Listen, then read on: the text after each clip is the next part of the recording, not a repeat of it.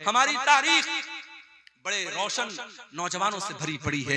हमने तारीख में उक़बा इब्ने नाफे को देखा है, जिसने बहरे अतलस में अपने घोड़ों को दाखिल किया था और कहा था, अल्लाह की कसम, मोहम्मद के रब की कसम, अगर मुझे मालूम हो इस दरिया के उस पार भी कोई मखलूक रहती है तो मैं अल्लाह की राह में अपने घोड़ों को पानी में डाल दूंगा और जाकर के उस कौम से जंग करूंगा जब तक कि वो ला इलाहा इल्लल्लाह और मोहम्मद रसूलुल्लाह का कलमा नहीं पढ़ेगी।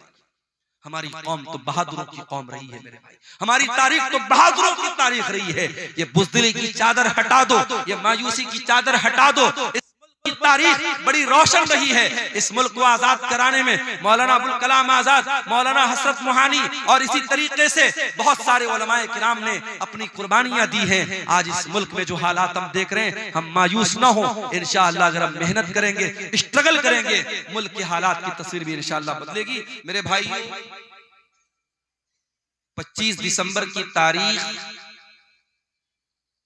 दुनिया भर में क्रिसमस के त्योहार के नाम से पहचानी जाती है।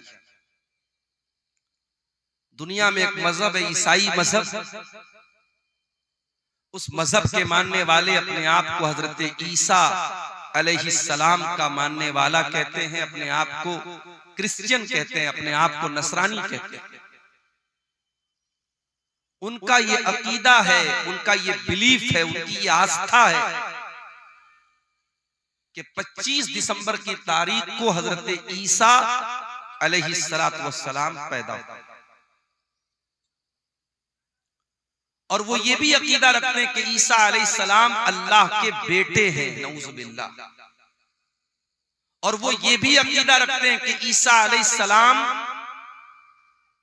के अंदर इतना पावर था, इतनी शक्तियां थी, इतनी ताकत थी कि वो खुद अल्लाह तबारक व तआला की खुदाई में, उसकी उलूहियत में वो शामिल थे। वो हजरत ईसा को भी एक तरीके से अल्लाह के बराबर करार दिया। मैं मुनासिब समझता हूं, चूंकि क्रिसमस के त्योहार पर हमारे बहुत सारे मुसलमानों के वो बच्चे जो कॉन्वेंट स्कूलों में पढ़ते हैं, जो मिशनरी स्कूलों में पढ़ते हैं, बाकायदा उनके बच्चों से क्रिसमस का त्योहार मनवाया जाता है।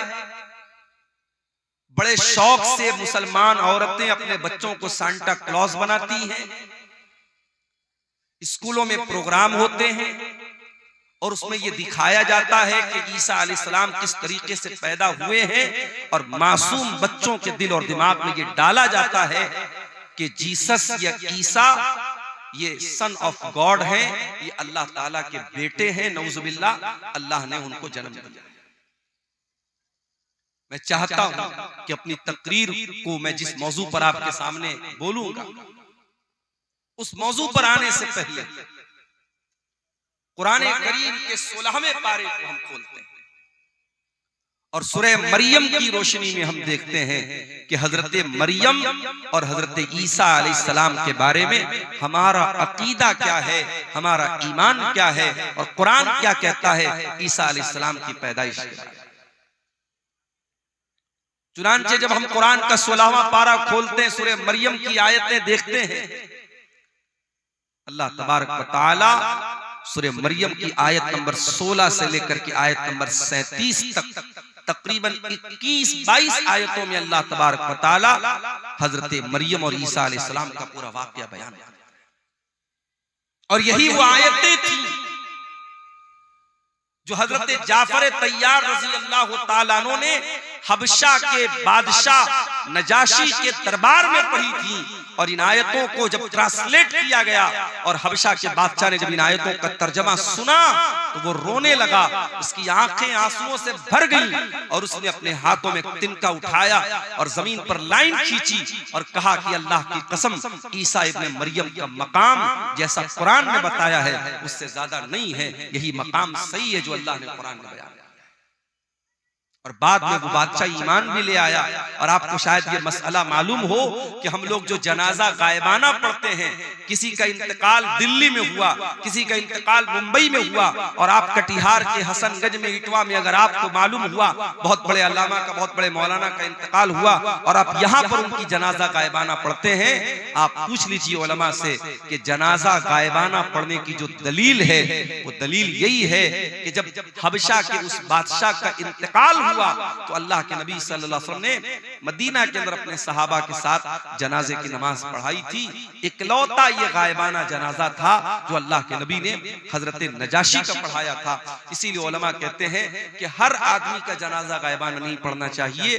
जो बड़ा आलिम हो या कोई ऐसा इंसान हो जिससे समाज और मुसलमानों की सोसाइटी को बहुत बड़ा फायदा पहुंचता हो और वो नेक हो, दीनदार हो, ऐसे इंसान का जनाजा गायबाना पढ़ना चाहिए। हर किसी का जनाजा गायबाना पढ़ना ठीक नहीं है। ये बहुत सारे उलमा का ये फतवा है।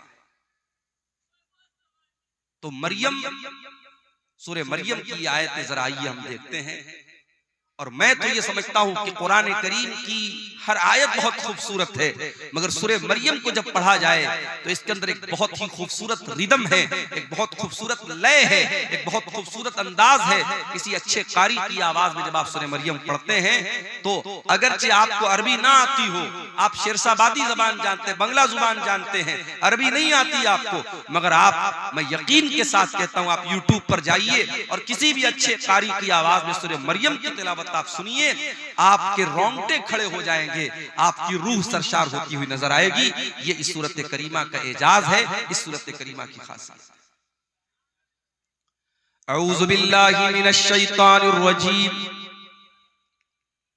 वज़कुर फिल किताबि मरियम इदिन तबदत मिन अहलिहा मकानन शर्क़िया।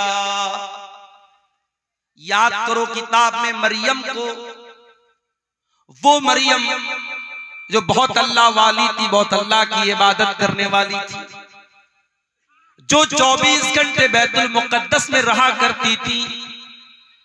मरियम अपने आप को बैतुल मुक़द्दस के पूरब साइड में, बैतुल मुक़द्दस के मशरिकी हिस्से में अपने आप को अलग कर लेती हैं, अपने आप को एक कोने में, एक गोशे में अलग कर लेती हैं और अल्लाह की इबादत करती हैं, अल्लाह को याद करती हैं। वज़कुर फिल किताबी मरियम इदिन तबदत मिन अहलिहा मकानन शर्क़िया। ओ मेरी प्यारी माओ बहनों, मरियम आपको सबक दे रही है कि औरत भी अल्लाह वाली बन सकती है। मरियम अपने घर वालों को छोड़कर, अपने भाई बहनों को छोड़कर, अपने माँ बाप को छोड़कर मस्जिद का एक कमरा पकड़ करके अल्लाह की इबादत कर रही हैं। आज हमारी माए बहनें गौर करें, अपने परिवार के साथ रहकर वो 5 टाइम की नमाज भी अदा नहीं कर पाती। जाड़े का मौसम चल रहा है, दिन छोटा हो चुका है, गर्मी के मुकाबले में रातें बड़ी हैं, दिन छोटा है, मौसम भी ठंडा है।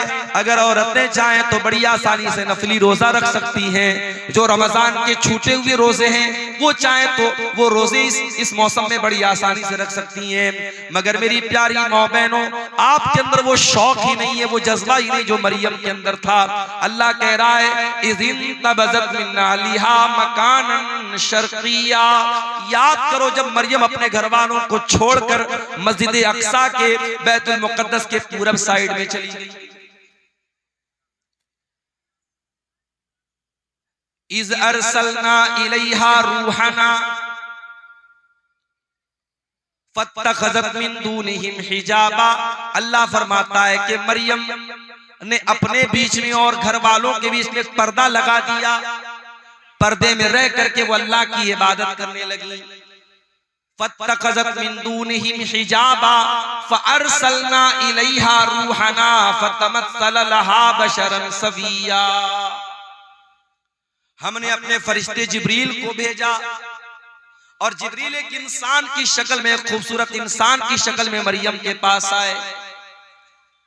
मरियम अकेली है, मरियम बंद कमरे में, कमरा लॉक है, और अचानक एक खूबसूरत इंसान, एक मर्द मरियम के सामने आ जाता है। ओ मेरी प्यारी माँ बहनों, एक पाक दामन औरत, एक नेक औरत, एक दीनदार औरत का रिएक्शन क्या होगा ऐसे मौके?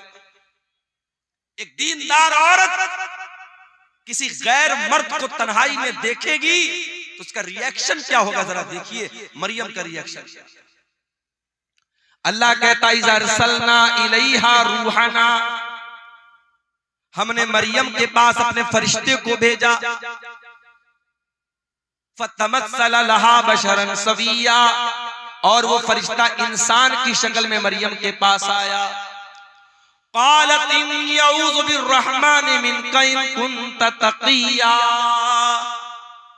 मरियम फौरन डर गई और कहने लगी मैं रहमान की पनाह चाहती हूँ, मैं अल्लाह की पनाह चाहती हूँ। इन कुन्त तक़िया, ऐ इंसान, ऐ आने वाले मर्द, अगर तू अल्लाह से डरने वाला है दूर हो जा, मेरे करीब ना आना, मैं तुझसे अल्लाह की पनाह चाहती हूँ। मरियम ने ये समझा कि ये कोई मर्द है, उनको मालूम नहीं था कि ये फरिश्ता है। मरियम ने उसको अल्लाह का नाम लेकर के उसको अल्लाह का डर याद दिलाया, अल्लाह का खौफ याद दिलाया। गुनाह के मौके पर अगर अल्लाह याद आ जाए तो ये दिल में ईमान के जिंदा होने की निशानी।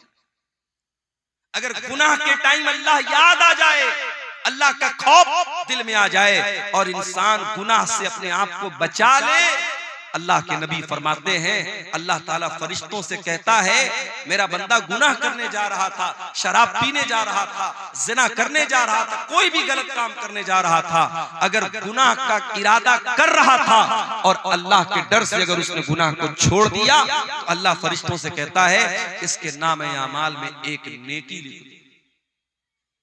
मेरे फरिश्तों, इसके नाम आमाल में एक नेकी लिख दो।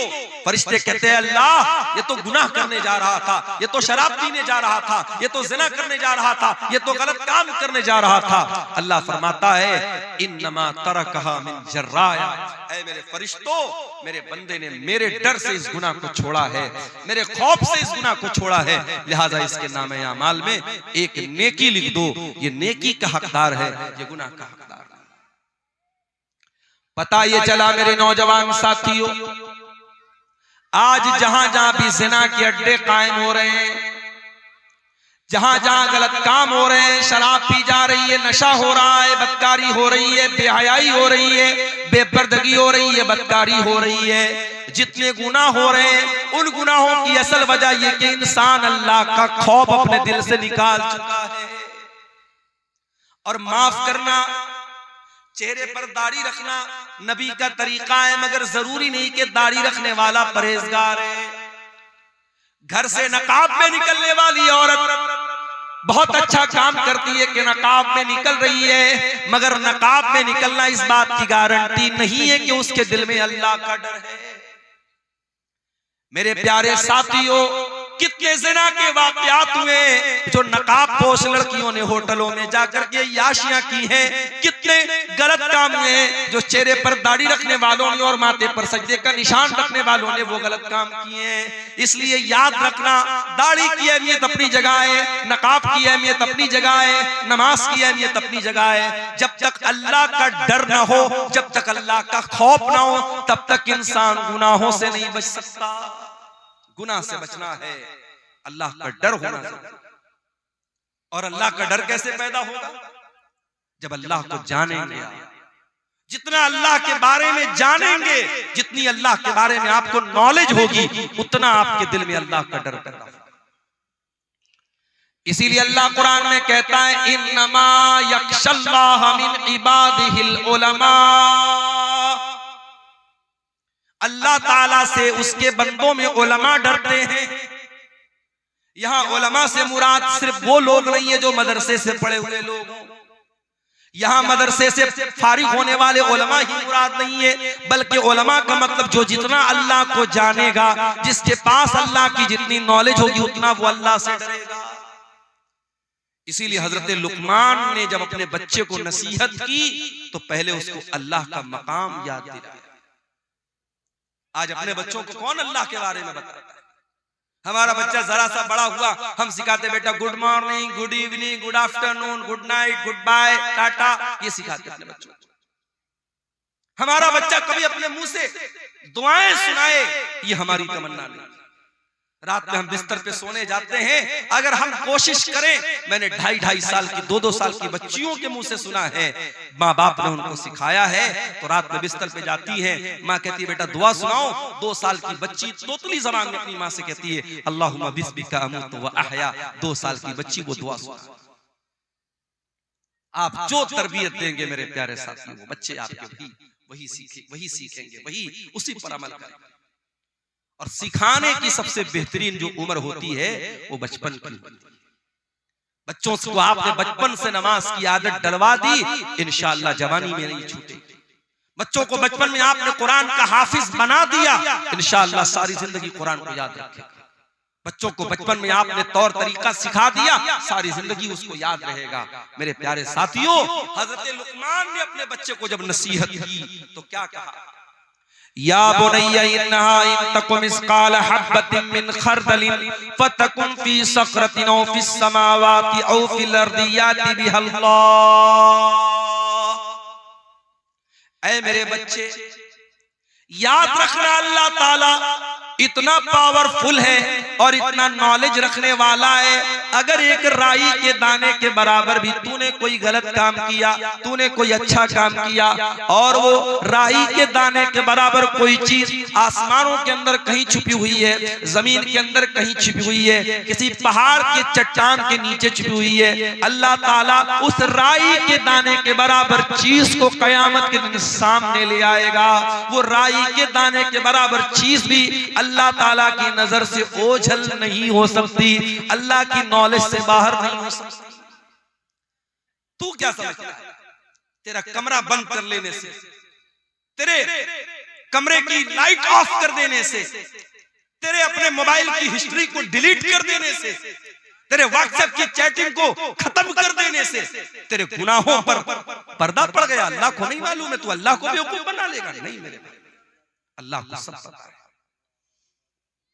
इसलिए अगर गुनाहों से बचना है, अल्लाह को पहचानो मेरे प्यारे। हजरत मरियम कहती हैं इन्नी अऊज़ु बिर्रहमानि मिनका इन कुन्त तक़िया। ऐ आने वाले इंसान, मैं रहमान की पनाह चाहती हूं, अगर तू अल्लाह से डरने वाला है, मेरे करीब ना आना, मेरे पास ना आना। अच्छा, फरिश्तों के अंदर शहवत नहीं होती। हजरत जिब्रील इंसान की शक्ल में आए हैं, मगर जिब्रील फरिश्ते हैं, और फरिश्ते के अंदर कभी डिजायर और शहवत और ख्वाहिश नहीं। मर्द के अंदर, इंसान के अंदर ख्वाहिश है। कोई कितना ही नेक इंसान हो, अगर उसके सामने औरत आएगी तो जो एक मर्द की जो के अंदर जो फितरी तौर पर औरत को पाने की जो तलब है, जो रिक्वायरमेंट है, वो जरूर कहीं ना कहीं उसके दिल में पैदा होगा। कोई मर्द अगर ये कहता है, साहब, जैसे डॉक्टर जाकिर नायक का एक बड़ा वायरल हुआ था एक मामला, उन्होंने पड़ोसी मुल्क में जब उनका दौरा हुआ, उन्होंने कहा कि अगर किसी मर्द के सामने कोई औरत मेकअप करके बैठी है और काफी देर तक उसके सामने बातचीत कर रही है और मर्द को कोई फर्क नहीं पड़ रहा है, तो वो इसका मतलब कि वो मर्द गड़बड़ है, उसको अपना इलाज कराना है। बड़ा बवाल हुआ था उसको। मगर डॉक्टर जाकिर नायक ने जो बात कही थी, डॉक्टर जाकिर नायक की बहुत सारी बातों से इख्तिलाफ भी है, लेकिन बहुत सारी बातें उनकी सही हैं, यहां वो बिल्कुल सही है। इसीलिए हमारी शरीयत कहती है अगर एक मर्द और एक औरत है तो बीच में तीसरा शैतान जरूर होता है। अगर एक गैर मर्द, एक औरत गैर मर्द से अकेले में मिलेगी, मौलाना साहब मसला पूछने जा रही हूं, मौलाना साहब की हाल चाल लेने जा रही हूं, आलिम साहब है, ये तो बड़े नेक है, तकरीर करते हैं, बड़े दीनदार हैं, अगर एक औरत एक मर्द तन्हाई में मिलेंगे, चाहे वो मर्द उस दौर का सबसे बड़ा परहेजगार इंसान हो और वो औरत उस दौर की अल्लाह की वलिया हो, नेक औरत हो, अगर एक मर्द और एक औरत तन्हाई में मिलेंगे, अल्लाह के नबी फरमाते इल्ला वसालिसुहुम शैतान, तीसरा वहां शैतान जरूर। इसीलिए इस्लाम में कोई एजुकेशन नहीं है मेरे। क्लास में लड़का भी पढ़ रहा है, लड़की भी पढ़ रही है, जवान लड़का जवान लड़की, पढ़ाई कम होगी, वहां पे बदकारी और जनाकारी ज्यादा होगी। आज आप जाके देखें, अभी आज की न्यूज आपको बता रहा हूं, क्रिसमस का त्योहार मना करके एक औरत लड़की आ रही थी चेन्नई के अंदर एक कॉलेज के अंदर, उसी कॉलेज में बिरयानी बेचने वाला एक नौजवान उस लड़की के साथ रेप करता है और उसको जख्मी भी करता है। बाद में जब मामला सामने आया, पुलिस केस बना, बड़ा बवाल हुआ, अब शायद उसको अरेस्ट कर लिया गया। मेरे प्यारे साथियों, इंसान के अंदर शहवत का जो शैतान है वो कब बेदार हो जाए हम नहीं कह सकते। इसीलिए अल्लाह तबारक व तआला ने मर्द और औरत जब जवान हो जाएं उनको निकाह का हुक्म दिया है, ताकि उनकी शहवत का सही इस्तेमाल हो, गलत दिशा में वो कदम न उठाएं, गलत रुख पर वो न जाएं। हजरत मरियम ने जब ये कहा कि मैं रहमान की पनाह चाहती हूं, अब हजरत जिब्रील ने क्या जवाब दिया? काला इन्नमा अना रसूल रब्बिकी लिअहब लकी गुलामन ज़किया। कहा है मरियम तू गलत समझ रही है, मैं कोई इंसान नहीं हूं, मैं अल्लाह का फरिश्ता हूं, और मैं इसलिए तेरे पास आया हूं ताकि मैं तुझको ये खुशखबरी दे दूं कि तुझे बहुत जल्द एक बच्चा पैदा होने वाला है, बहुत नेक बच्चा, बहुत पाक साफ बच्चा, बहुत अच्छा बच्चा। अच्छा, आपने गौर किया होगा जब बच्चा पैदा होता है तो रोता है, और मेडिकल साइंस के हिसाब से बच्चे को रोना जरूरी भी है। बच्चा नहीं रोता है तो प्रॉब्लम हो जाती है, बास बच्चे नहीं रोते हैं तो बाद में बड़ी बीमारियां पैदा हो जाती है, बास बच्चे तो बोल ही नहीं पाते अगर पैदाइश के समय वो नहीं रोते। मगर अल्लाह के नबी फरमाते जब बच्चा पैदा होता है तो शैतान उसे कचोका मारता है, चोट पहुंचाता है, शैतान उसे मारता है और वो बच्चा रोता है। और शैतान दुनिया के हर बच्चे को मारता है, मगर एक बच्चा ऐसा था जिसको शैतान मार नहीं सका, और वो बच्चा कौन था? वो मरियम का बच्चा, उसका नाम ईसा बिन मरियम था।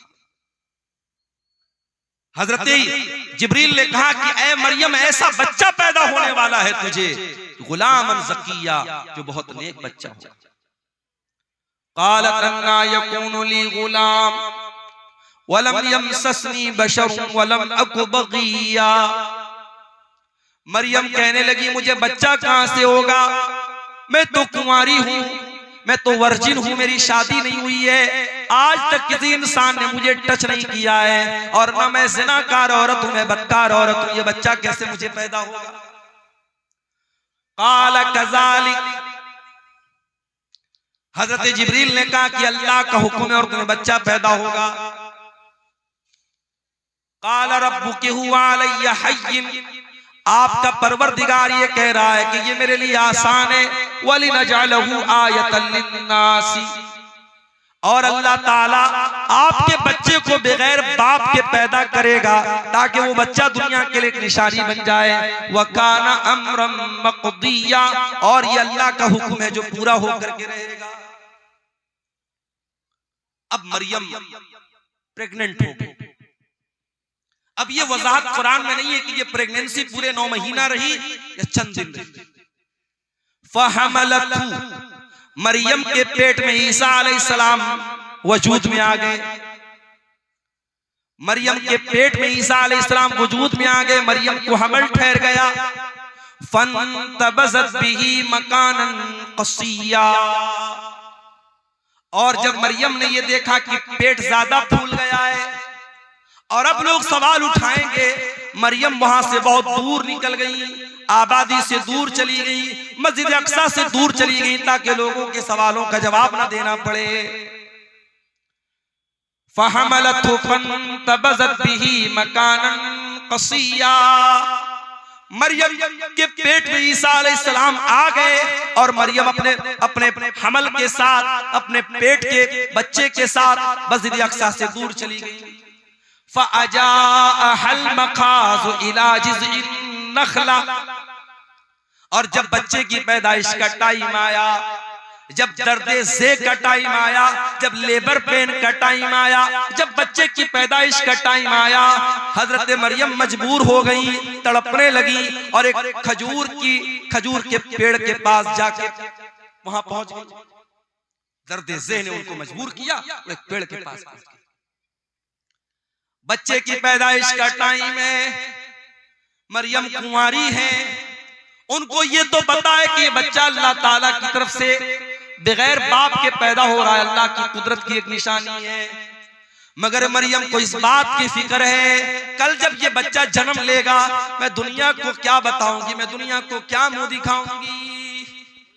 एक पाक दामन औरत, एक नेक औरत, एक दीनदार औरत अपने चेहरे की खूबसूरती से ज्यादा, अपने बदन की ज्वेलरी से ज्यादा, अपने कपड़ों से ज्यादा अपने कैरेक्टर की, अपने किरदार की फिक्र करती है। मेरे भाइयों, मेरी प्यारी माँ, मरियम को चिंता है मेरे कैरेक्टर पर लोग सवाल उठाएंगे, मैं क्या बोलूंगी।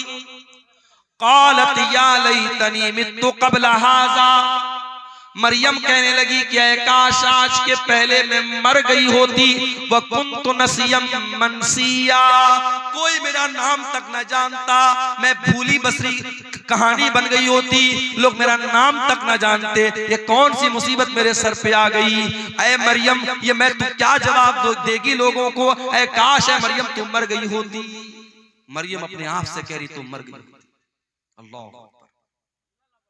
इस जुमले में मरियम के कर्ब को महसूस कीजिए मेरे भाई, मरियम के दिल की पीड़ा को महसूस कीजिए, मरियम के दिल के अंदर जो अपने किरदार की जो फिक्र है, जो चिंता है, उसको महसूस कीजिए। मरियम कहती है काश मैं मर गई होती, मुझे कोई मेरा नाम तक न जानता, कोई मेरा जिक्र तक न करता। फनादाहा मिन तहतिहा अल्ला तहज़नी क़द जअल रब्बुकी तहतकी सरिया। अब मरियम को बच्चा पैदा हो रहा है। दुनिया में औरतों को बच्चा पैदा होता है तो कोई ना कोई डॉक्टर होता है, दाई होती है, कोई डिलीवरी कराने वाला होता है। ये दुनिया का ऐसा बच्चा है, कोई डिलीवरी कराने वाला नहीं। फरिश्ता कहता है, फरिश्ते की आवाज आती है, ऐ मरियम तू डर मत, तू घबरा मत। कद जाला रब्बुकी तहतकी सरिया, जरा देख अल्लाह ताला ने तेरे नीचे नहर का इंतजाम कर दिया है, तुझे पानी की कमी ना हो, तू डिहाइड्रेशन का शिकार ना हो। ऐ मरियम, बच्चे की पैदाइश के बाद तुझे पानी चाहिए, कौन तुझे पानी ला के देगा। ऐ मरियम देख अल्लाह ताला ने तेरे लिए पानी का इंतजाम कर दिया, तेरे नीचे से नहर जारी हो गई है। वहुज़्ज़ी इलैकी बिजिज़्इन नख़ला, और ऐ मरियम जरा इस खजूर के पेड़ को तू हिला के तो देख, जब तू इसको हिलाएगी, वहुज़्ज़ी इलैकी बिजिज़्इन नख़लति तुसाक़ित अलैकी रुतबन जनिया, तो तेरे ऊपर पकी हुई खजूरें गिरेंगी, ये पकी हुई खजूर तू खा लेना। बाज़ उलमा कहते हैं कि डिलीवरी के टाइम औरतों को आयरन की बड़ी कमी होती है, इसीलिए जब औरतें जब प्रेग्नेंट होती हैं तो डॉक्टर लोग उनको आयरन की टेबलेट खिलाते हैं, और खजूर के अंदर आयरन बहुत होता है। तो मरियम को अल्लाह ताला ने खजूर खिलवाई। खजूर और पानी बहुत जरूरी है एक ऐसी औरत के लिए जिसको डिलीवरी हुई। एक बात तो ये पता चली। दूसरी बात ये पता चली कि पकी हुई खजूर तेरे ऊपर गिरेगी। खजूर कब पकती है भाई? खजूर दिसंबर में नहीं पकती है, खजूर जून में पकती है। बाज़ उलमा ने इस आयत से ये इस्तिदलाल किया है कि ईसा अलैहिस्सलाम कभी 25 दिसंबर को पैदा हो ही नहीं सकते, ये फर्जी तारीख है, गलत तारीख है। ईसा अलैहिस्सलाम जब भी पैदा हुए होंगे मई और जून के महीने में पैदा हुए होंगे, जो फलस्तीन के इलाके में मुल्क शाम में गर्मी का मौसम होता है, दिसंबर तो हर जगह सर्दी का मौसम होता है। खजूर पकी हुई खजूर तेरे ऊपर गिरेगी। अच्छा, एक सबक और मिल रहा है। मरियम को बच्चा हुआ है। औरत दुनिया की सबसे कमजोर अवस्था में कब होती है? जब बच्चा पैदा होता है। उस कमजोर अवस्था में भी अल्लाह ताला मरियम को हुक्म क्या दे रहा है कि ऐ मरियम, ये पेड़ तू हिलाएगी तब तुझे खजूर मिलेगी। अल्लाह ताला के लिए क्या नामुमकिन बात थी मेरे भाई। अल्लाह फरिश्ते को हुक्म दे देता और एक प्लेट में खजूर सजा के मरियम को लाके दे दी जाती, मगर नहीं, अल्लाह ने एक सबक ये भी दिया, जब हरकत करोगे तब बरकत आए। हरकत से बरकत आए। मुसलमान समझता है बैठ के हम दुआएं करेंगे और हमारी मस्जिदें सब सुरक्षित हो जाएंगी, हम दुआएं करेंगे और हम पर जुल्म करने वाले सब जो है बर्बाद हो जाएंगे। नहीं मेरे भाई, आपको हरकत भी करना पड़ेगा, आपको एक्टिव भी होना पड़ेगा।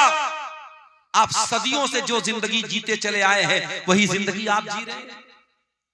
50 साल पहले भी सीमांचल का इलाका पिछड़ा हुआ था, आज भी आप पिछड़े हुए हैं। 50 सालों में जैन कम्युनिटी कहां से कहां पहुंच गई, सिख कम्युनिटी कहां से कहां पहुंच गई, इसी देश के बड़े छोटे छोटे तबके कहां से कहां पहुंच गए। आपका सीमांचल क्यों पीछे है? मेरे भाइयों, कोई और दोषी नहीं है, दोषी हम और आप। हम और आप जब तक अपने आप को ऊपर उठाने की कोशिश नहीं करेंगे, हरकत नहीं करेंगे, बरकत नहीं आएगी। मरियम ने पेड़ को हिलाया है, तब ऊपर से खजूर गिरी। फकुली वशरबी वकर्री ऐना, ऐ मरियम तू ये खजूर खा ले, ये पानी पी ले, ये खजूर खा करके पानी पी करके वकर्री ऐना, ऐ मरियम तू अपनी आंखों को ठंडी कर ले, तू टेंशन न ले, तू चिंता न कर, तू फिक्र न कर। फकुली वशरबी वकर्री ऐना फइम्मा तरयिन्ना मिनल बशरि अहदन फकुली इन्नी नज़रतु लिर्रहमानि सौमन फलन उकल्लिमल यौम इंसिया। और ऐ मरियम, कोई इंसान अगर नजर आ जाए और कोई पूछने लगे ये बच्चा किसका है, ये बच्चा कहां से आया, तो ऐ मरियम तू बात मत कर, तो इशारे से कह देना कि मैंने 3 दिन का रोजा रखा है। उस जमाने में जब लोग रोजा रखते थे तो बात नहीं करते थे, रोजे में कलाम भी मना था। अल्लाह का फजलो करम है, हम लोग रोजा रखते हैं तो हम लोग को तो बातचीत करने की आजादी है। उस जमाने में एक रोजा ऐसा होता था जिसमें बातचीत भी लोग नहीं करते थे। कहा है मरियम, जब कोई तुझसे बात करने की कोशिश करे तो तू बता दे कि मैंने अल्लाह की नजर मानी है, मैं 3 दिन तक किसी से बात नहीं करूंगी। 3 दिन गुजर गए। फअतत बिही कौमहा तहमिलुहु, मरियम अपने बच्चे को गोद में लेकर के आई। मरियम अपने बच्चे को गोद में लेकर अपनी कौम के पास आई। कौम के लोगों ने कुंवारी मरियम की गोद में बच्चा देखा। सारी कौम जानती है मरियम कुंवारी है, उनकी शादी नहीं हुई है। मरियम की गोद में बच्चा देखकर कालू लक़द जीती शैअन फरिया, कहा है मरियम ये बहुत बड़ा तू गुनाह करके आई है, बहुत बड़ा पाप करके आई है। या उख्ता हारून, ऐ हारून की बहन, माँ कान अबू की इम्रा सौई व माँ कान तुम की बगिया। ऐ हारून की बहन, न तो तेरा बाप बुरा आदमी था, न तेरी माँ बदचलन थी, तूने ये गंदा काम कैसे कर दिया। अच्छा, ये मरियम के कोई भाई थे जिनका नाम हारून था। ये वो वाले हारून नहीं, मूसा अलैहिस्सलाम के बड़े भाई हारून वो मुराद नहीं, कोई और हारून है जो उनके भाई थे, मरियम के भाई थे। अच्छा, एक बात और पता चली, लोगों ने 3 रिश्तों का नाम लिया। ऐ हारून की बहन, इसका मतलब हारून कोई बहुत नेक आदमी था जो मरियम का भाई था। ऐ हारून की बहन, तेरा भाई इतना नेक इंसान, तेरा बाप इतना नेक इंसान, तेरी माँ इतनी अच्छे किरदार और कैरेक्टर की, तू कैसे पापी निकल गई। पता ये चला कि ये त्रिकोण है। अगर किसी लड़की का भाई ठीक ठाक है, लड़की का बाप ठीक ठाक है और लड़की की माँ ठीक ठाक है, तो लड़की के बिगड़ने के चांसेस बहुत कम है। लेकिन जिस लड़की का भाई गड़बड़ हो, भाई की गर्लफ्रेंड है, तो यकीनन उस बहन का भी कोई बॉयफ्रेंड है। किसी ने बड़ा अच्छा जुमला कहा था, ऐ वैलेंटाइंस डे पर किसी लड़की को फूल देने वाले, जा देख तेरी बहन को भी कोई फूल दे रहा हो। और इसीलिए अल्लाह कुरान में जब जिना का जिक्र करता है, अल्लाह कहता है वला तक़रबुज़ ज़िना इन्नहु काना फ़ाहिशतन व साअ सबीला। ऐ मेरे बंदो, तुम जिना के करीब भी न जाना, ये बड़ा गंदा काम है, बहुत ही बुरा रास्ता है। अल्लाह ने जिना को रास्ता कहा। रास्ता क्यों कहा है भाई? जिस रास्ते पर आप चलेंगे उसी रास्ते पर कोई दूसरा चल के आपके घर की दहलीज तक आएगा। अगर आप किसी दूसरे की इज्जत व आबरू को छेड़ेंगे, कोई आपके घर की इज्जत पर भी डाका जरूर डालेगा। ये इसको हम मुतलक तौर पे इसको अल्लाह का कानून तो नहीं कह सकते, मगर दुनिया का तजर्बा और मुशाहदा यही होता है। कहा है हारून की बहन, तेरा भाई अच्छा इंसान, तेरा बाप अच्छा इंसान, तेरी माँ अच्छी औरत, तू कैसे इतना गंदा काम कर बैठी? तूने ये गंदा काम क्यों कर दिया? मरियम क्या जवाब देती? मरियम के पास कोई जवाब नहीं है।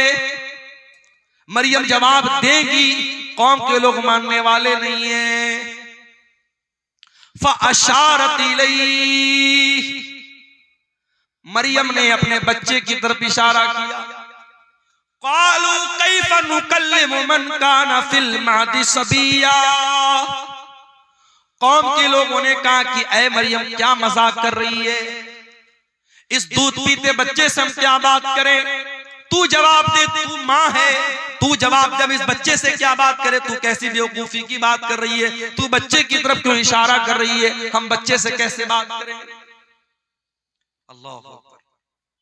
जब एक पाक दामन औरत के कैरेक्टर पर दाग लगाने की कोशिश हुई, एक पाकीज़ा औरत के किरदार पर जब लोगों ने धब्बा लगाने की कोशिश की, अल्लाह ने उसके दूध पीते बच्चे को ज़बान दी थी।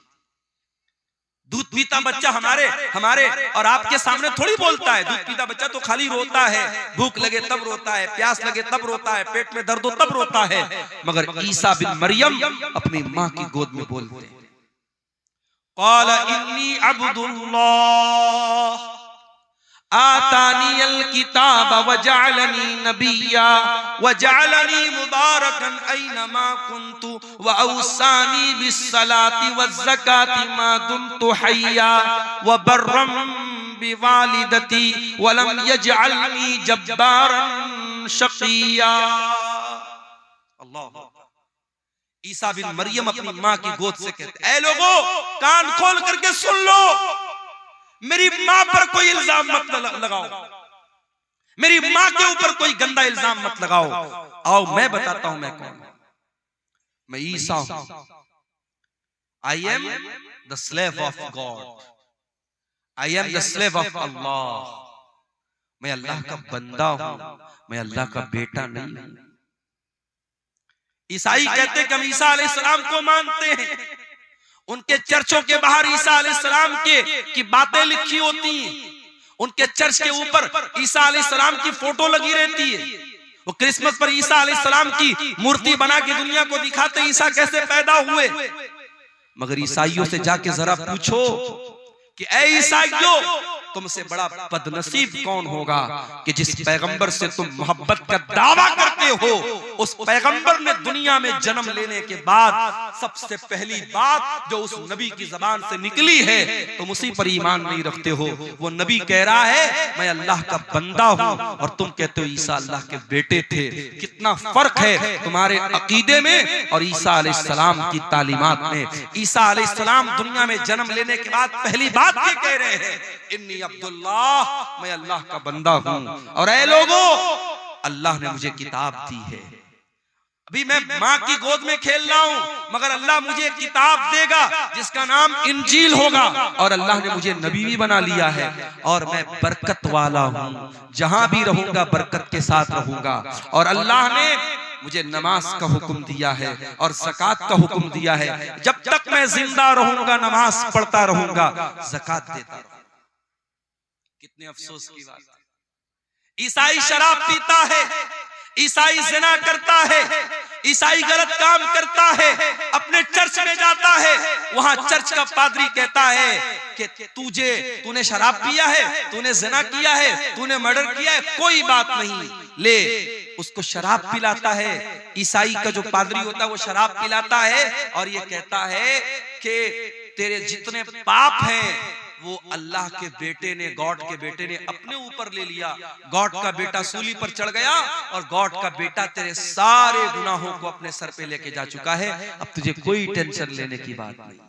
अल्लाह, कितना गलत है ये। ईसा इब्ने मरियम दुनिया में आने के बाद कहते हैं नमाज पढ़ने का मुझे हुक्म मिला है, मैं नमाज जब तक जिंदा रहूंगा पढ़ता रहूंगा। पता ये चला इस्लाम में कोई शॉर्टकट नहीं है कि तुम्हारी नमाज कोई और पढ़ लेगा, तुम्हारी मग़फ़िरत कोई और करवा देगा। नहीं, तुमको नमाज पढ़नी पड़ेगी, तुमको रोजा रखना पड़ेगा, तुमको ज़कात देनी पड़ेगी। ईसा इब्न मरियम कहते जब तक मैं जिंदा रहूंगा अल्लाह ने मुझे हुक्म दिया है कि मैं नमाज पढ़ता रहूं, मैं ज़कात अदा करूं।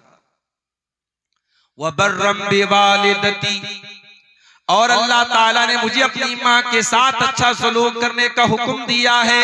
वलम यजअलनी जब्बारन शक़िया, और अल्लाह ताला ने मुझे सरकश नहीं बनाया, मुझे बदबख्त नहीं बनाया, मुझे बदनसीब नहीं बनाया, अल्लाह ने मुझे अच्छे नसीब वाला बनाया है। इतनी बात कहने के बाद ईसा इब्न मरियम कहते हैं वस्सलामु अलैया यौमा वुलिदतु व यौमा अमूतु व यौमा उबअसु हय्या, मेरे ऊपर उस दिन भी सलाम जिस दिन मैं पैदा हुआ, उस दिन भी सलाम जिस दिन मैं मरूंगा, और उस दिन भी सलाम जिस दिन मैं जिंदा उठाया जाऊंगा।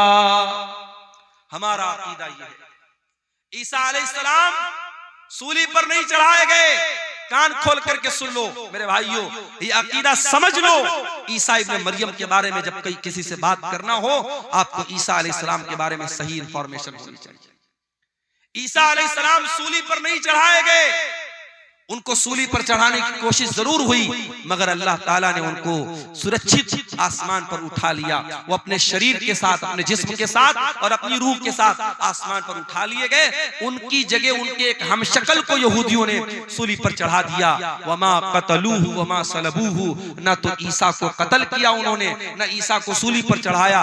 वलाकिन शुब्बिया लहुम, बल्कि ईसा अलैहिस्सलाम का एक हमशक्ल उनके सामने पेश किया गया और उसको उन्होंने सूली पर चढ़ाया। अब हमारा ये अकीदा है, कयामत के पहले ईसा अलैहिस्सलाम दुनिया में आएंगे और दज्जाल को कत्ल करेंगे, और इसी तरीके से दुनिया में जितने सूअर हैं सूअरों का खात्मा करेंगे।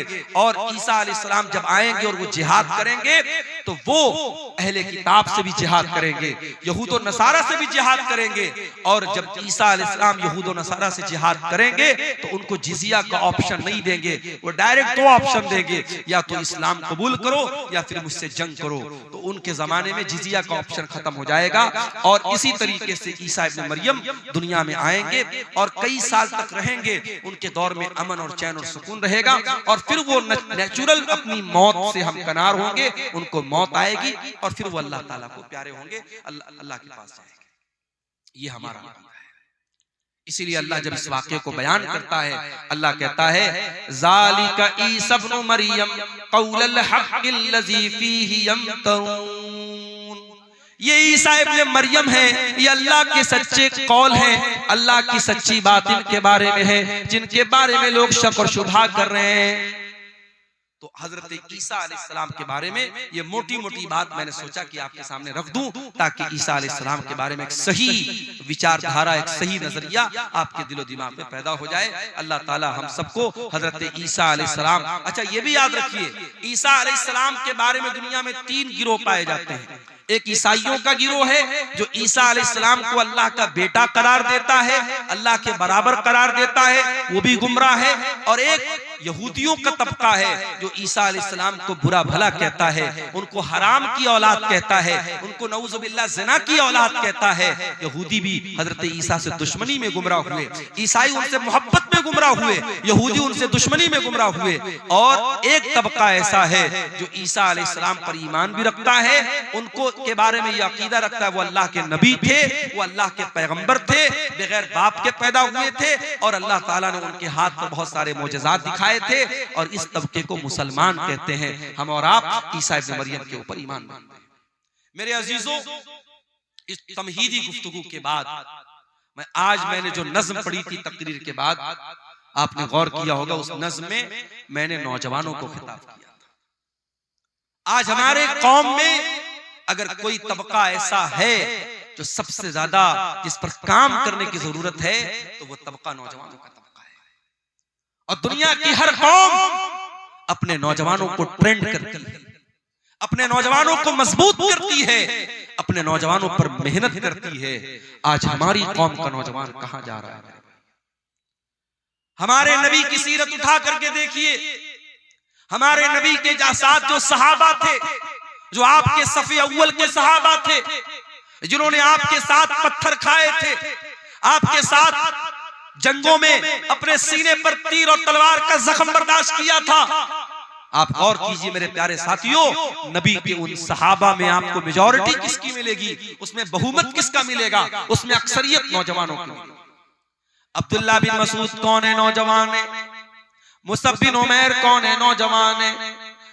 हजरत खालिद बिन वलीद कौन है, नौजवान है।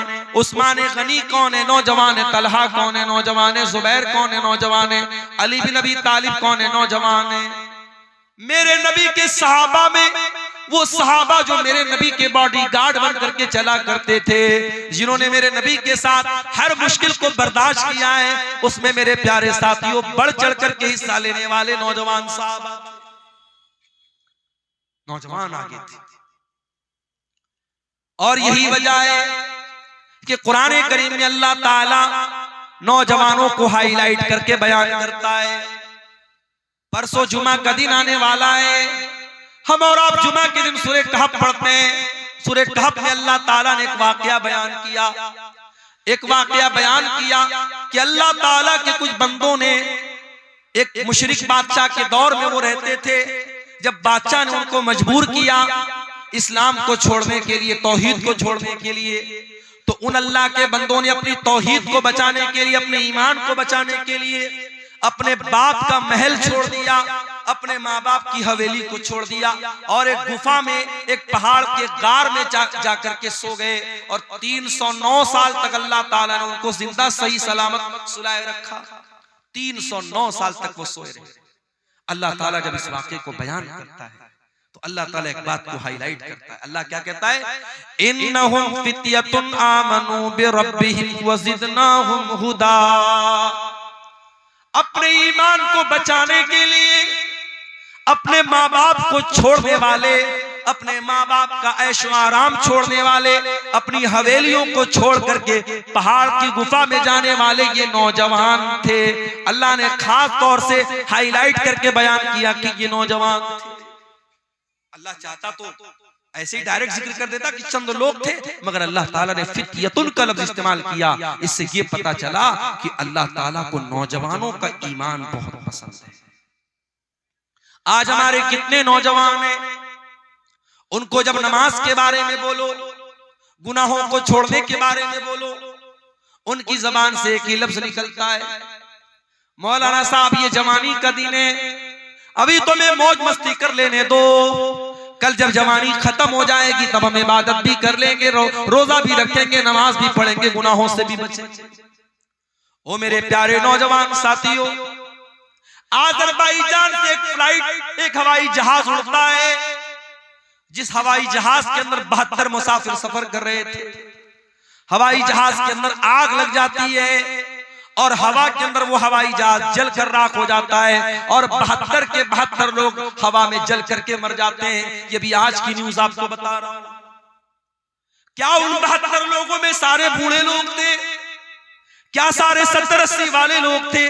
उसमें 20 साल के नौजवान भी थे, उसमें 2 साल का बच्चा भी था, उसमें 25 साल की औरतें भी थी। मेरे प्यारे भाइयों, जब हवाई जहाज के अंदर आग लग जाती है, अंदर का वीडियो वायरल हुआ है, जाकर के इंटरनेट पर देख लेना। फ्लाइट के अंदर जितने लोग हैं वो मालिक को याद कर रहे हैं, वो मौला को याद कर रहे हैं, वो अपने रब को याद कर रहे हैं। हम नहीं जानते कौन सा एक्सीडेंट हमारे साथ हो जाए, हम नहीं जानते कब मौत हमारे सर पर आकर के हमारी मोहलत को खत्म कर दे। मेरे प्यारे साथी, क्या आप इस बात की गारंटी लेके बैठे हैं कि आप बुढ़ापे तक जिंदा रहे? क्यों अपनी जवानी को गलत कामों में गुजारते हैं? मेरे प्यारे साथियों, हमें और आपको डरना चाहिए। याद रखो मेरे प्यारे साथियों, जवानी में जितने जज्बे के साथ आप नमाज पढ़ लेंगे, जवानी में जितनी ताकत के साथ आप हज उम्रा कर लेंगे, जवानी में जितने जोश के साथ आप अल्लाह की राह में पैसा खर्च कर देंगे, अल्लाह के दीन के लिए आप मेहनत कर लेंगे, कल बुढ़ापे में आप नहीं कर पाएंगे। मैंने वहां मक्के में देखा, सफा मरवा के दरमियान सही कर रहे थे हम लोग, कितने बूढ़े लोगों को मैंने देखा, बूढ़ी औरतों को देखा, बेचारी चलते चलते थक गई, हाँफने लगी। कितने कितने मर्दों को मैंने देखा व्हील चेयर पर वो खाने काबा का तवाफ कोई कुर्सी पर लेकर के करा रहा है व्हील चेयर पे। वो इस लायक नहीं है कि वो खाने काबा के करीब जाकर के अल्लाह के घर के पास जाकर के अपनी बॉडी पर अपने शरीर पे चल के वो खाने काबा का तवाफ। जवानी होती है, लोग बोलते हैं हज कर लो, उमरा कर लो, लोग नहीं करते हैं, लोग टाल देते हैं कि चलो बुढ़ापे में कर लेंगे, लड़की की शादी के बाद कर लेंगे, मकान बनवाने के बाद कर लेंगे। मेरे प्यारे साथियों, इस बात की क्या गारंटी है कि कल लड़की की शादी के बाद आप जिंदा रहोगे या लड़की की शादी तक आप जिंदा रहोगे। अभी परसों बनारस में मैं सफर पे निकल चुका था, एक जगह में सफर में गया हुआ था, बनारस में एक मैयत हो गई हमारे अपने मोहल्ले की, और एक इमाम साहब का इंतकाल हो गया। मेरे ख्याल से 50-60 साल उनकी उम्र थी, बिल्कुल हट्टे कट्टे सेहतमंद थे। फजर की नमाज पढ़ने गए और फजर की नमाज पढ़ करके जब वापस घर पे आए हैं, फालिज का हमला हुआ है, ब्रेन हेमरेज हुआ है और हॉस्पिटल ले जाते जाते उन्होंने दम तोड़ दिया। इस तरीके की अचानक मौतें यकीन कीजिए हर हफ्ते हमारे सामने आती हैं, हर महीने हमारे सामने आती है। लेकिन हम बड़े गाफिल लोग हैं। किसी मदरसे में, किसी स्कूल में इम्तिहान का टाइम करीब आता है, जो बच्चा साल में कभी पढ़ाई नहीं करता है, अगर उसको पास होना है, अगर उसको अगली क्लास में जाना है, तो वो नादान बच्चा भी सोचता है नहीं यार साल भर नहीं पढ़ा, चलो कोई बात नहीं, इम्तिहान आ गया, एग्जाम आ गया, अब तो थोड़ी पढ़ाई कर लूं। वो मेहनत करता है, पढ़ाई करता है, उसको मालूम है अगर अब मैंने मेहनत नहीं की तो मैं पास नहीं हो पाऊंगा। मेरे प्यारे साथियों, क्या हमारा और आपका इम्तिहान करीब नहीं है? क्या हम अपनी मौत से करीब नहीं है? हम नहीं जानते हमारा वो इम्तिहान कब शुरू हो जाएगा, मौत कब आ जाएगी, हम नहीं जानते। हम कितने नादान हैं, हमको मालूम है हमारा इम्तिहान कभी भी लिया जा सकता है और हम कोई तैयारी नहीं कर रहे हैं। इसीलिए अल्लाह कुरान में कहता है इक़्तरबा लिन्नासि हिसाबुहुम व हुम फी गफलतिन मुरिदून। ओ लोगों, तुम्हारे हिसाब का टाइम करीब आ चुका है, फिर भी तुम गफलत की नींद सो रहे हो।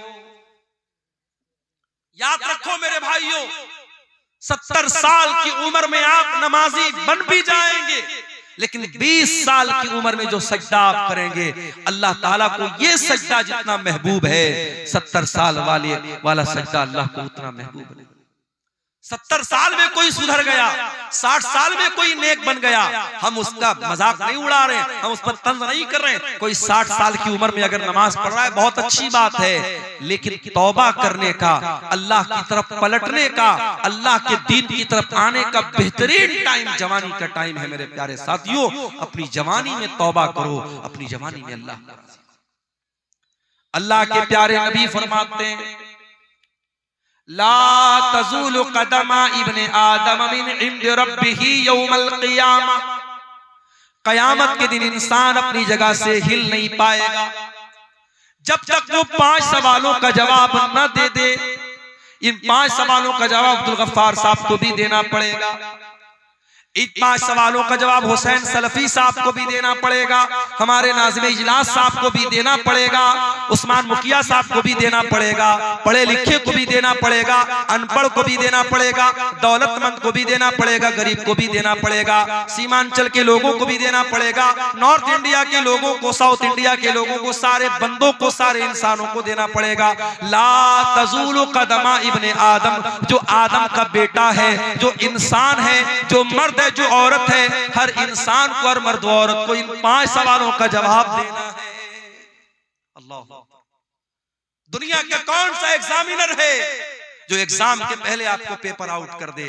पेपर आउट हो जाए तो एग्जाम कैंसिल हो जाता है। उस मालिक का करम देखो, उस रब्बुल आलमीन की रहमत देखो, उसने कयामत के दिन का पर्चा आउट कर दिया। जा मेरे बंदे, तू तैयारी कर। 5 सवाल का जवाब सबको देना, हिल नहीं सकते।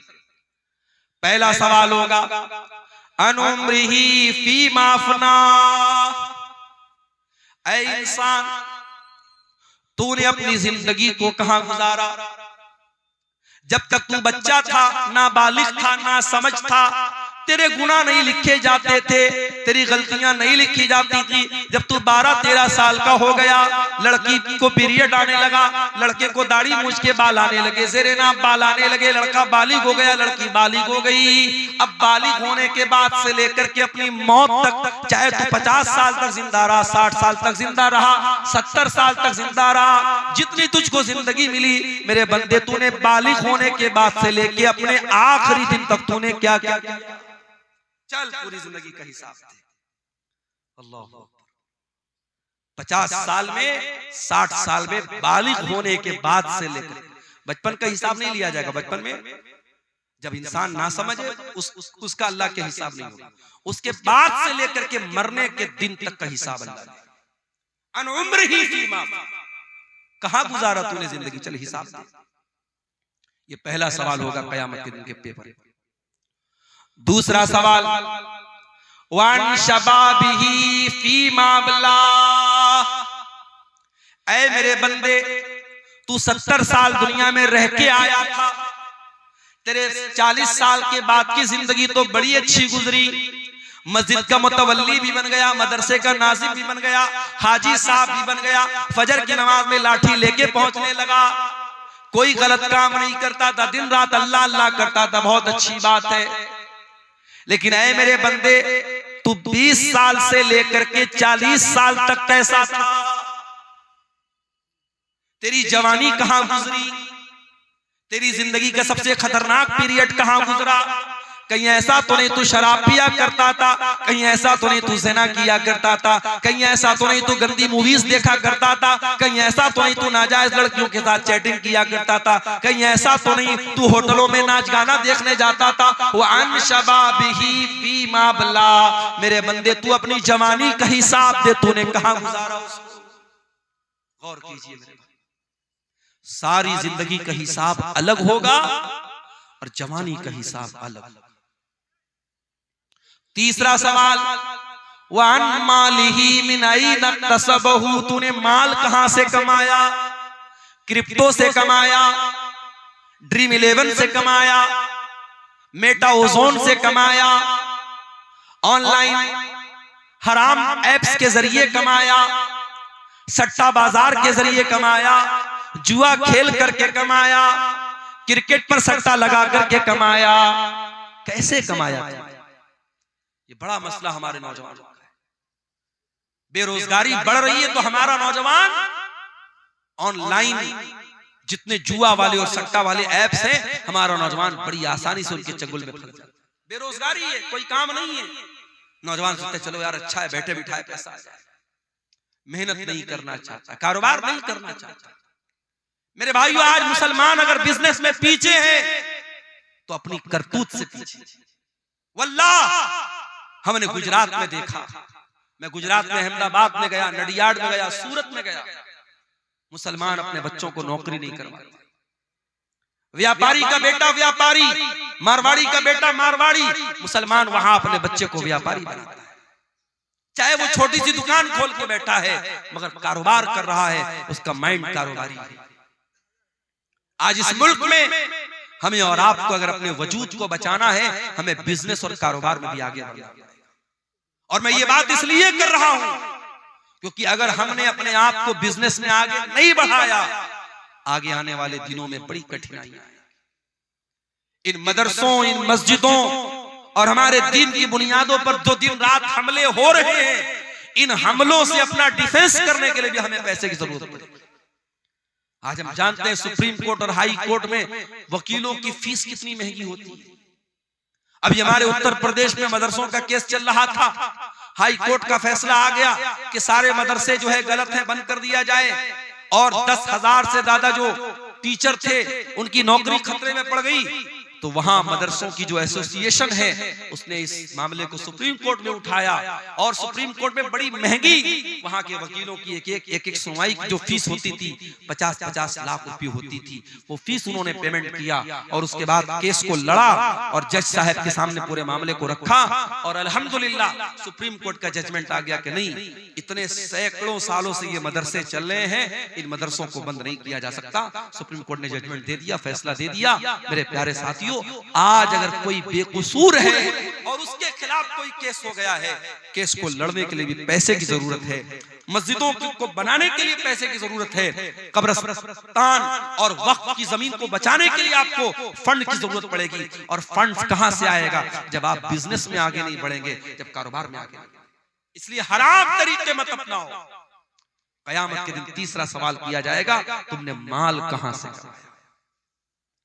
चौथा सवाल, वफीमान फकहू, तुमने माल कहां पर खर्च किया था। हैप्पी न्यू ईयर मनाने के लिए किसी होटल का टिकट तो नहीं खरीदा था, नए साल के जश्न के मौके पर शराब में तो नहीं लुटाया था, सर्दी के मौसम में किसी पिकनिक स्पॉट पे जाके दोस्तों के साथ रंगरलियां मनाने तो नहीं चला गया था। आजकल लोग कश्मीर बहुत जा रहे हैं, हमारे इंस्टाग्राम पर मैंने देखा बड़ी रील्स आ रही है, लोग कश्मीर में जा रहे हैं, मियां बीवी जा रहे हैं और वहां जाके जो है बर्फ के ऊपर दिल बना रहे हैं कि साहब हम अपनी बीवी से बड़ी मोहब्बत करते। अरे बीवी से मोहब्बत करते हो तो वहां कश्मीर में जाके बर्फ बनाने से थोड़ी साबित होगा। बीवी का हक अदा करो, बीवी का ख्याल रखो।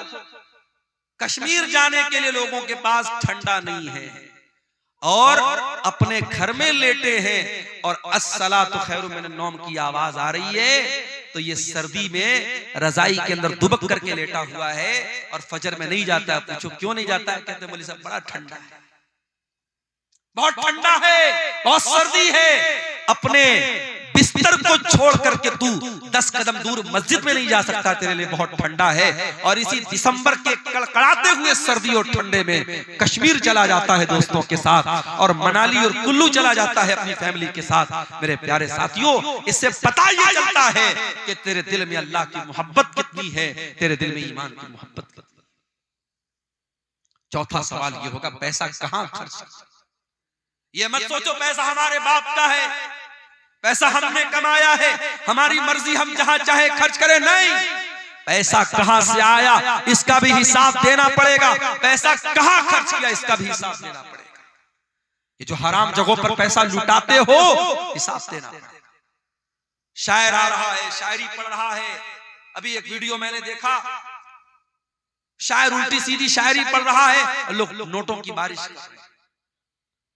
कई जगहों पर अहले हदीसों के जलसों में, प्रोग्रामों में शुअरा जो पढ़ रहे हैं, शायरी पढ़, उन पर नोट बरसाए जा रहे हैं। माफ कीजिएगा, ये मुनासिब तरीका नहीं है। ठीक है, आप शायर को हौसला अफजाई के तौर पे कोई रकम देते, उस पर एतराज नहीं है, मगर नोटों की बारिश करना, नोट बरसाना, एक एक नोट इस तरीके से उसके ऊपर लुटाना, ये गलत तरीका है, ये हराम तरीका है। यूं उत्तर प्रदेश के अंदर एक शादी में मुसलमान लड़के ने अपनी बारात के मौके पर, अपनी शादी के मौके पर 20 लाख रुपया हवा में लहरा दिया। 20 लाख रुपया नोटों की गड्डी को हवा में लहरा दिया कि साहब मैं बहुत खुश हूं आज मेरी शादी। मेरठ के अंदर, उत्तर प्रदेश में मेरठ एक जगह है, मेरठ में एक मुसलमान की शादी हुई और लड़के को ससुराल से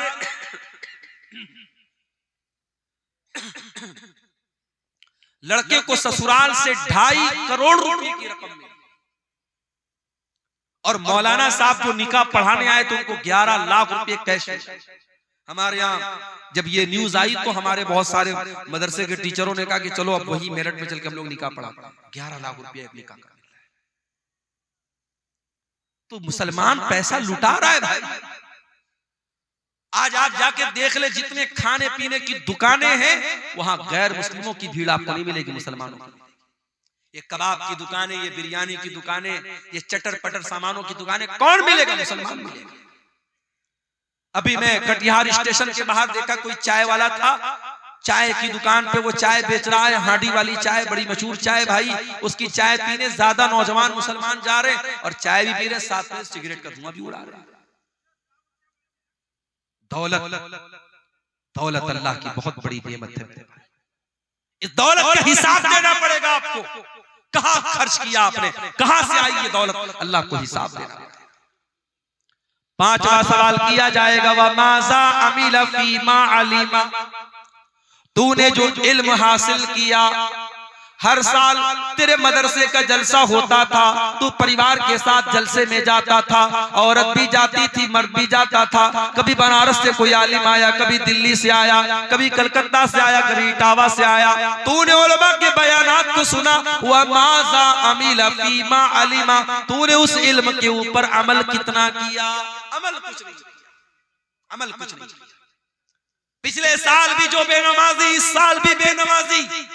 पिछले साल भी जो सूद खाता था, इस साल भी सूद खा रहा है। पिछले साल जो जुआ खेलता था, इस साल भी जुआ खेल रहा है। पिछले साल जो ज़िना में मुलव्विस था, इस साल भी ज़िना में मुलव्विस है। मेरे प्यारे साथियों, अगर इतनी तकरीरों और जलसों के बावजूद अगर हम अमल नहीं करते हैं, माफ कीजिए, ये एनर्जी, ये पैसा, ये सरमाया, ये कैपिटल जो लग रहा है इन जलसों पर, इन तकरीरों में, सब बर्बाद न हो जाए, कहीं क़यामत के दिन हमारे लिए मुसीबत न बन जाए। क्योंकि अल्लाह पूछेगा, व माज़ा अमिला फीमा अलिमा, तूने जो इल्म हासिल किया उस इल्म के ऊपर तूने अमल किया।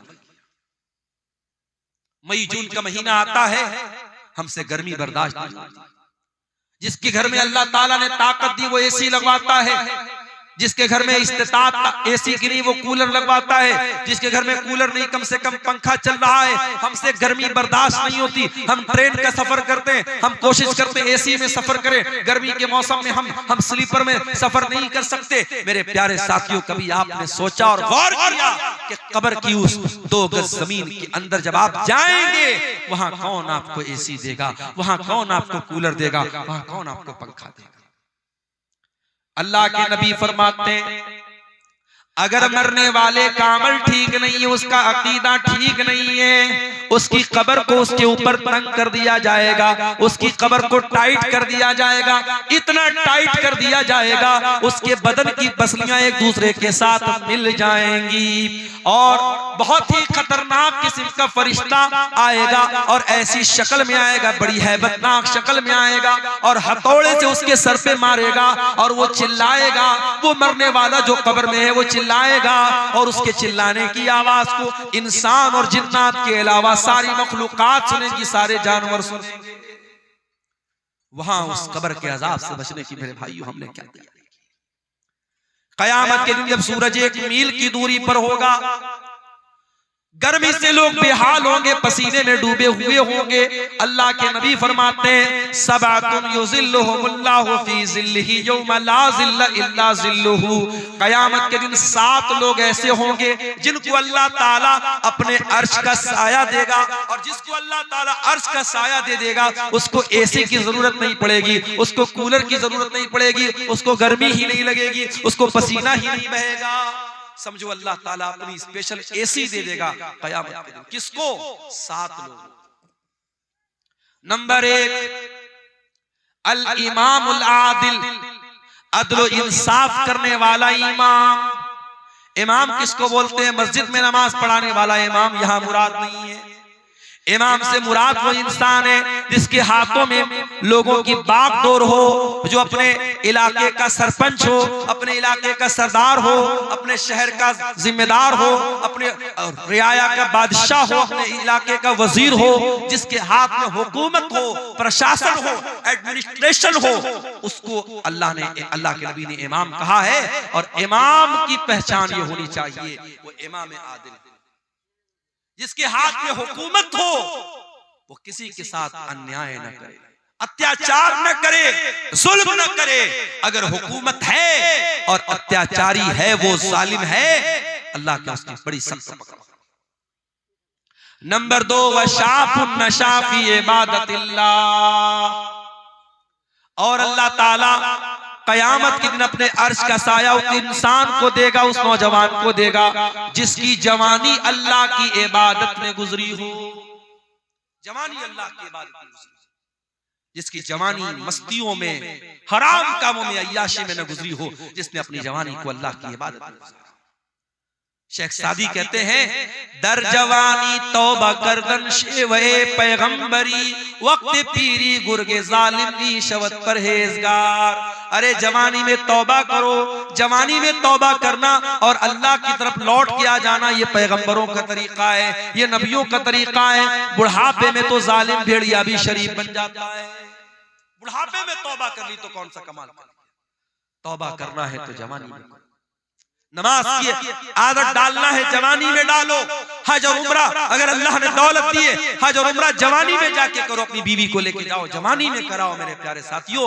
और जवानी में जब आप हज और उम्रा करेंगे उसकी एक अलग लज्जत मिलेगी।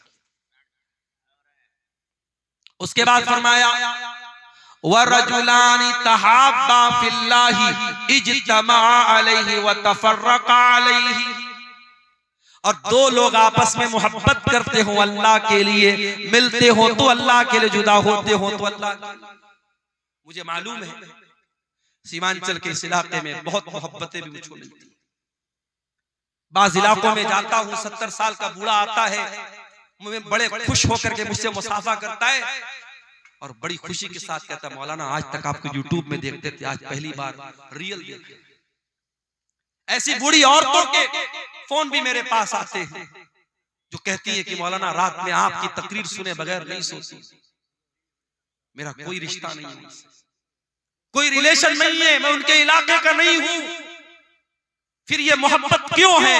ये मोहब्बत इसलिए है कि कहीं ना कहीं दिल में ये बात है कि ये अल्लाह की बात बता रहा है, रसूल की बात बता रहा है, अल्लाह की मोहब्बत ये हमारे और आपके रिश्ते को जोड़ रही है। 7 दिसंबर को मेरा प्रोग्राम था रतनी, इसी कटिहार के रतनी इलाके में।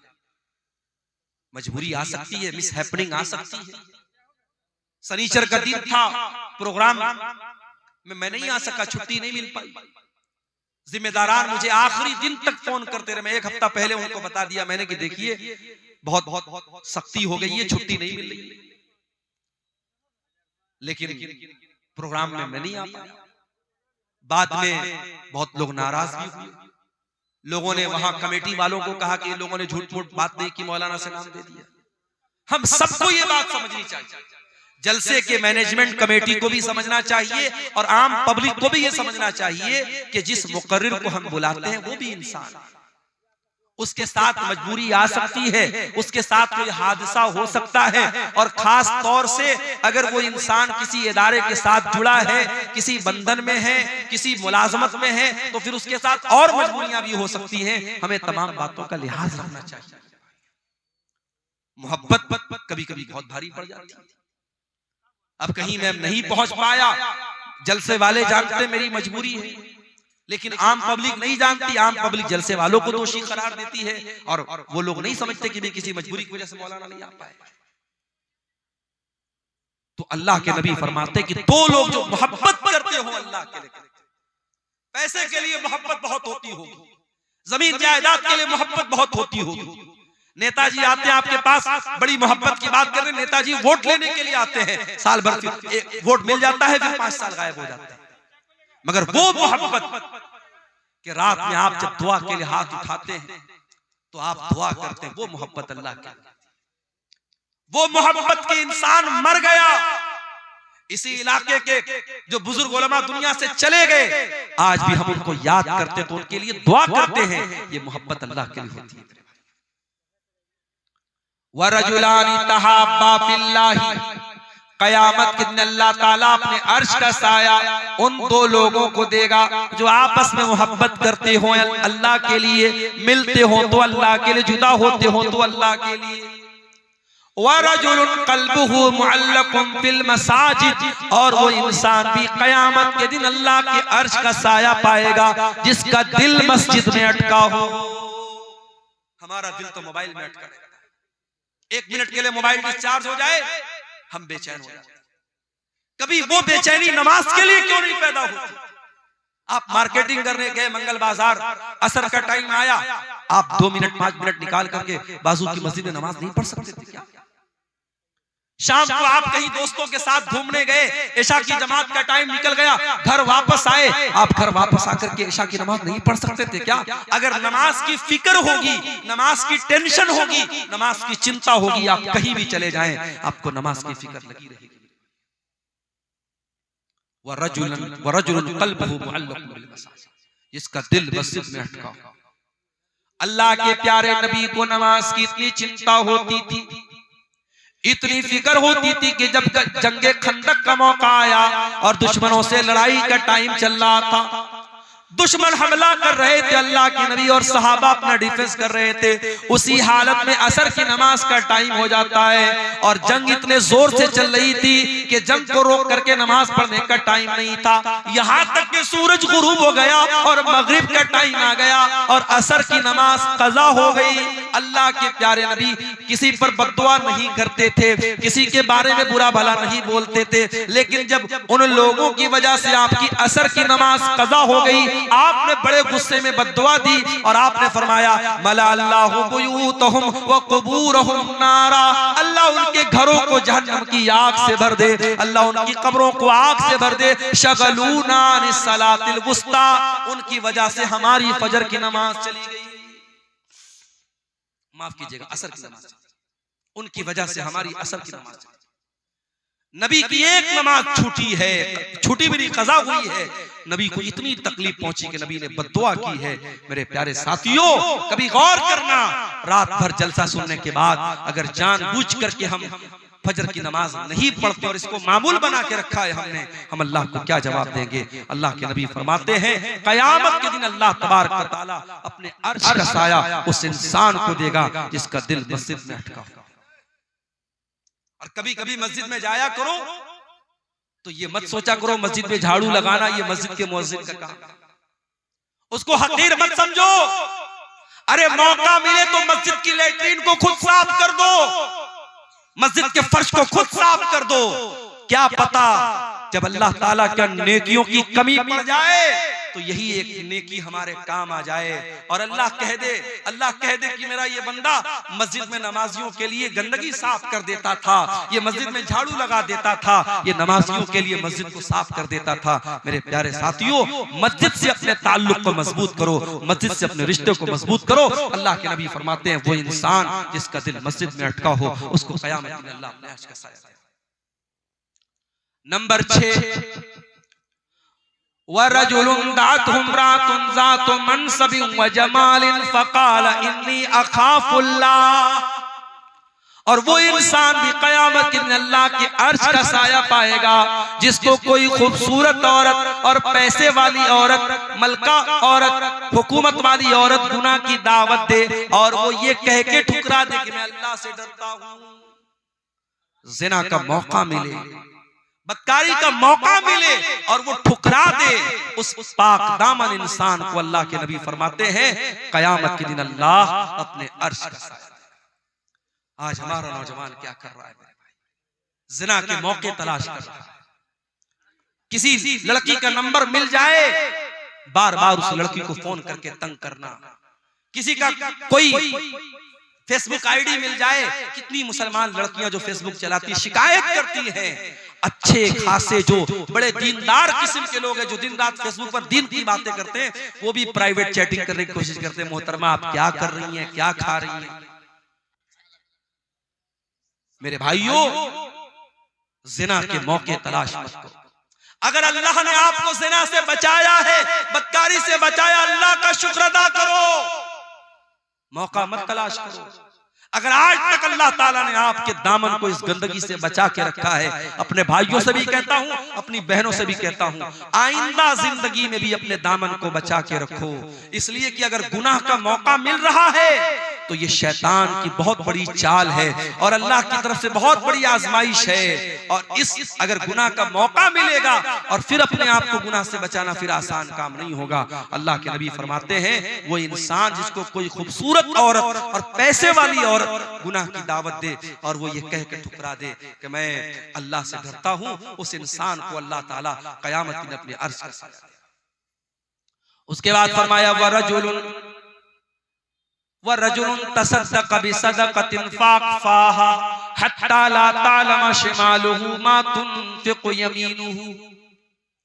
अल्लाह के अर्श का साया उस इंसान को भी मिलेगा जो दाएं हाथ से सदका करे और इतना चुपके से सदका करे कि बाएं हाथ को भी पता न चले। जाड़े का मौसम है, एक इंसान कार से जा रहा है, फुटपाथ पर एक गरीब आदमी को देखा, बेचारा सर्दी में ठिठुर रहा है। वो अपने कार से उतरता है और अपनी जैकेट उसको पहना देता है, उसको कंबल उड़ा देता है। उस गरीब को मालूम भी नहीं मुझको कंबल उड़ाने वाला कौन है, उस अमीर को पता नहीं मैंने किसको कंबल उड़ाया है। कोई कैमरे से फोटो भी नहीं ले रहा है, कोई एडवर्टीजमेंट भी नहीं हो रहा है, कोई प्रचार प्रसार भी नहीं हो रहा है। सिर्फ इस बात की खुशी है कि ये काम मैं अल्लाह के लिए कर रहा हूं। अल्लाह के नबी फरमाते हैं अगर ऐसी कोई नेकी करके जाएगा तो अल्लाह ताला कयामत के दिन उसको अर्श का साया देगा। आजकल तो गरीब को राशन भी देते तो फोटो खींच के देते, कितनी गलत बात है। कोई बेचारा गरीब है, मजबूर है, उस औरत को राशन का पैकेट दे रहे हो तो उसका दुनिया के सामने तमाशा बना और उसका फोटो खींच रहे हो। नहीं होना चाहिए मेरे भाई। नेकी इसको नहीं बोलते। नेकी तो ऐसी होती है, नेकी कर दरिया में डाल, नेकी करके भूल जाओ मैंने किसके साथ नेकी की। लेकिन अब वो जमाना खत्म हो गया। अब लोग नेकी करके दरिया में नहीं डालते, अब नेकी करके फेसबुक पर डालते हैं, अब नेकी करके इंस्टाग्राम पर डालते हैं, अब नेकी करके अखबार पे फोटो छपवाते हैं। अल्लाह कुरान के 29वें पारे में कहता है मेरे नेक बंदे गरीबों को खाना खिलाते हैं, यतीमों को खाना खिलाते हैं, कैदियों को खाना खिलाते हैं। वयुतिमून अत्ताम अला हुब्बिही मिस्कीनन व यतीमन व असीरा। मेरे नेक बंदे भूखों को खाना खिलाते हैं और क्या कहते हैं इन्नमा नुतइमुकुम लिवजहिल्लाह, हम तुम्हें अल्लाह को राजी करने के लिए खाना खिला रहे हैं। ला नुरीदु मिनकुम जज़ाअन वला शुकूरा, हमें तुमसे कोई बदला नहीं चाहिए, हमें तुमसे कोई शुक्रिया नहीं चाहिए, हम तो अल्लाह को राजी करने के लिए तुमको खिला रहे हैं। इन्ना नखाफु मिर रब्बिना यौमन अबूसन कमतरीरा, हमें तो कयामत के दिन का डर है, हमें तो अल्लाह के सामने हिसाब देने का डर है, इसलिए हम तुमको खाना खिला रहे हैं। कुछ नेकी ऐसी भी करके जाओ। नेकी का प्रचार करवाना, नेकी का ऐलान करवाना ये तो बहुत होता है, लेकिन नेकी करके भूल जाओ कि मैंने नेकी की है। कुछ ऐसी नेकी भी कयामत के दिन लेके जाओ ताकि अल्लाह ताला कयामत में अपने उन खुशनसीब बंदों में हमें और आपको भी शामिल करे। मदीना में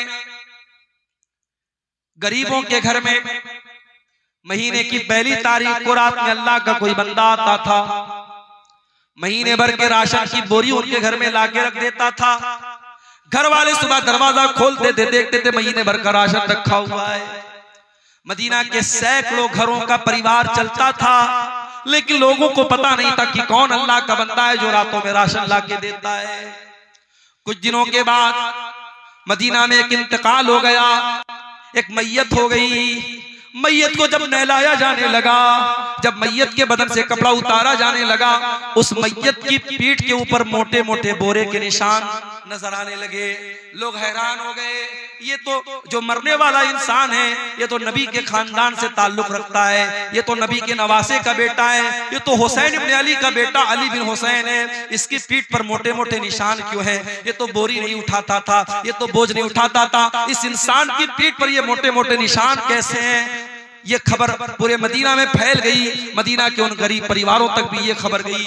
मदीना के उन गरीब परिवारों को समझ में आ गया हमारे घर में हर महीना राशन की बोरी लाद करके हमारे घर तक लाने वाला कोई और इंसान नहीं था, वो अली बिन हुसैन थे, वो नबी के अहले बैत में से थे, वो नबी के नवासे के बेटे थे। ऐसे भी लोग थे मेरे भाई, सारी जिंदगी गरीबों के घर में अनाज पहुंचाते रहे। मरने के बाद जब नहलाया जाने लगा तब उनके पीठ के निशानों से पता लगा कि ये काम वो करते थे। हम और आप तो रियाकार हो गए मेरे भाई, दिखावे की दुनिया आ गई, हर चीज में शो ऑफ आ गया, हर चीज सोशल मीडिया पे हम डालने लगे। हज करने जा रहे हैं, मेरी बीवी कहने लगी, जब मैं उम्रा करने गया, बीवी कहने लगी कि हम लोग भी जो है जब तवाफ करेंगे तो आप अपना हाथ खाने काबा पे रखिएगा और मैं भी अपना हाथ रखूंगी और दोनों लोग फोटो लेंगे। मैंने कहा ये चोंचलेबाजी मुझको पसंद नहीं। उम्रा करने आए हो भाई, तवाफ करने आए हो, वहां बैठ करके बीवी अपना हाथ रख रही है, शौहर अपना हाथ रख रहा है और दोनों फोटो ले रहे हैं ताकि दुनिया को पता लग जाए साहब मियां बीवी दोनों साथ में उम्रा करने गए। तो क्या है ये चोंचलेबाजी? आज लोग मदीना के अंदर जाके निकाह कर रहे हैं। क्या कोई ऐसी दलील मिलती है कि मदीना के अंदर निकाह करने से सवाब बढ़ जाता है? क्या फेसबुक के ऊपर, इंस्टाग्राम पर वीडियो आता, रील आती कि साहब ये तो बड़ी खुशकिस्मत औरत है, इसका निकाह कहाँ हुआ? मदीना में हुआ। तो क्या हिंदुस्तान में और कटिहार में जो निकाह हो रहा है सब बदकिस्मत लोग हैं? अजीब व गरीब मंतिक है। मसला याद रखो, निकाह मस्जिद के अंदर हो सकता है, मगर निकाह मस्जिद के अंदर करना कोई सुन्नत नहीं है और कोई सवाब का काम नहीं। ये मसला याद रखो। मस्जिद के अंदर निकाह हो सकता है, लेकिन अगर कोई ये समझता है कि मस्जिद के अंदर निकाह करने से सवाब ज्यादा मिलेगा या मस्जिद के अंदर निकाह करना सुन्नत है, नहीं, सुन्नत नहीं है और ना इससे सवाब ज्यादा कर सकते, इजाजत है बस। लोग मदीना जाके निकाह कर रहे हैं और वहां औरत बाकायदा दुल्हन बन के आ रही है, लड़का दुल्हा बन के आ रहा है, फोटो खींचा जा रहा है, वीडियो बन रही है। क्या तमाशा हो रहा है मेरे भाई। नबी के शहर को क्या बना के रखा, नबी की मस्जिद को क्या बना के रखा आपने? हर चीज में शो ऑफ। और अब तो ऐसी वीडियो भी आने लगी कि दादा मर गए हैं, दादा का इंतकाल हो गया है, दादा की नाक में रुई डाली गई है, मैयत है, उनका जनाजा पड़ा हुआ है और पोता जो है वो सेल्फी ले रहा है, वीडियो साथ में ले रहा है कि I am with my grandpa, मैं अपने दादा के साथ। क्या मतलब है भाई? मुर्दे को तो बख्श दो अल्लाह के वास्ते, जिंदों के साथ बहुत सेल्फी ले लिया। अब्दुल गफ्फार साहब आए, स्टेज पर आने लगे, मौलाना साहब एक सेल्फी दे दीजिए। मौलाना साहब एक सेल्फी आपके साथ देना चाहता हूं। भाई उलमा के साथ आपको सेल्फी लेने का शौक है, उलमा की बातों पर अमल का शौक है? सेल्फी लेने का शौक अगर सिर्फ इसलिए है ताकि दोस्तों को बता सकूं फला आलिम के साथ मैंने सेल्फी लिया था, फला मौलाना साहब के साथ मैंने फोटो लिया था, सिर्फ अगर अपना शो ऑफ करना है, अपनी वाहवाही करना है, तो मेरे भाइयों बहुत गड़बड़ है ये चीज।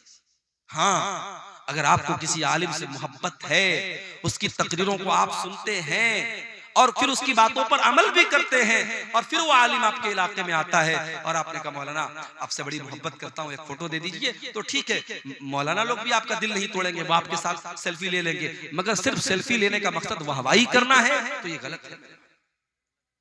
शो ऑफ मत कीजिए। हमारा दीन शो ऑफ वाला दीन नहीं है, हमारा दीन बड़ा सिंपल, बड़ा सादा। अल्लाह के नबी फरमा रहे हैं, दाहिने हाथ ने सदका किया, बाएं हाथ को भी पता नहीं चला। इतना चुपके से सदका किया, इतना चुपके से दान दिया, इतना चुपके से खैरात किया, दाहिने हाथ का सदका बाएं हाथ को पता नहीं चला। कुछ ऐसा दान भी यहां दीजिए मदरसों में कि जो आपको मालूम है और अल्लाह को मालूम। बड़ी बड़ी रकम लोग दे देते हैं, मालूम नहीं। हमारे बनारस में एक मस्जिद बन रही थी, 1 करोड़ रुपया मस्जिद के बनने पर खर्च हुआ और 10-10 लाख रुपया ऐसे लोगों ने चंदा दिया कि पता भी नहीं चला कि वो चंदा किसकी तरफ से आया। औरतों की तरफ से सोने के जेवरात आए, मालूम भी नहीं हुआ कौन सी औरत ने दिया था। तो कुछ ऐसे काम भी करके जाइए कि दाएं हाथ का सदका बाएं हाथ को पता न चले। और आखिरी बात जो इस हदीस में बयान की गई, अल्लाह के नबी फरमाते हैं, व रजुलुन ज़करल्लाह खालियन फफाज़त ऐना, क़यामत के दिन अल्लाह के अर्श का साया उस इंसान को भी मिलेगा जो तन्हाई में अल्लाह को याद करे और उसकी आंखों से आंसू बहे।